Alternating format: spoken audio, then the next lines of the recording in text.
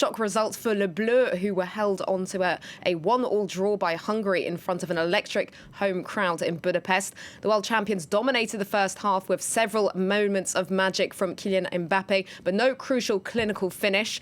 They were left shell-shocked after the Hungarian right-back Alita Fiola held off the French defence to fire home a goal for the hosts just before the break, met by the loudest celebrations football has heard in a while.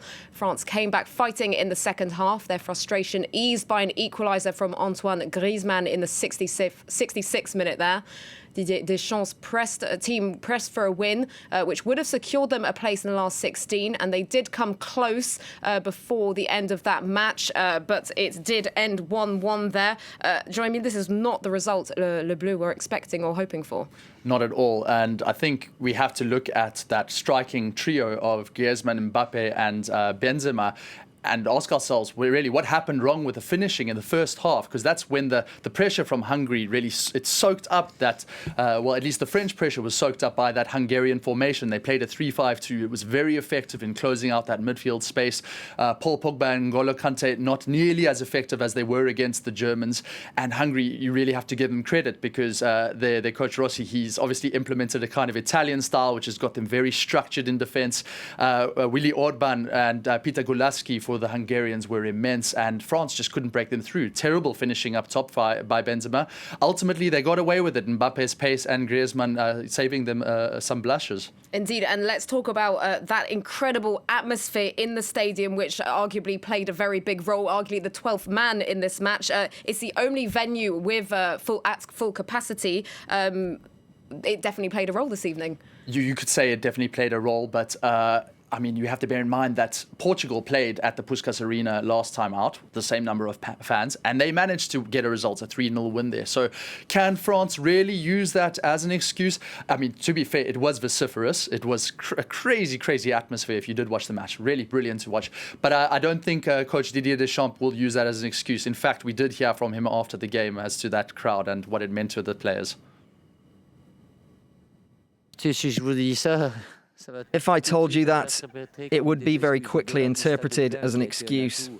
The full stadium was a formidable advantage for Hungary, who played the match of their lives, or perhaps their match of the year. The circumstances obviously encouraged the players. We deserved to equalise in such a match. I'm satisfied. I'm not happy about the result, but satisfied. Now, of course, Group F has been blown wide open by both of those results. France remain on top with 4 points, though Germany and Portugal are both just behind them on 3. We can take a look at those group standings there, I think, now. Yes, coming up on your screens. Jean-Mille, the stakes really could not be higher going into that final game, especially France going ahead, playing Portugal on Wednesday.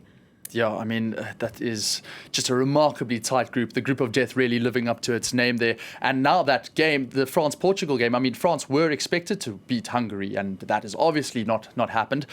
France, if they win, obviously go top, and they will win the group. If Portugal get a result of any kind, that sees them move on to 4 points. And obviously we have to bear in mind that the top 4 third-place teams in the groups go through to the last 16. So it's a lot rides on the goal difference as well. You have to bear in mind Hungary will feel that they might still have a chance against Germany. It will be very difficult for them, and they have to get back. They have to claw back that goal difference.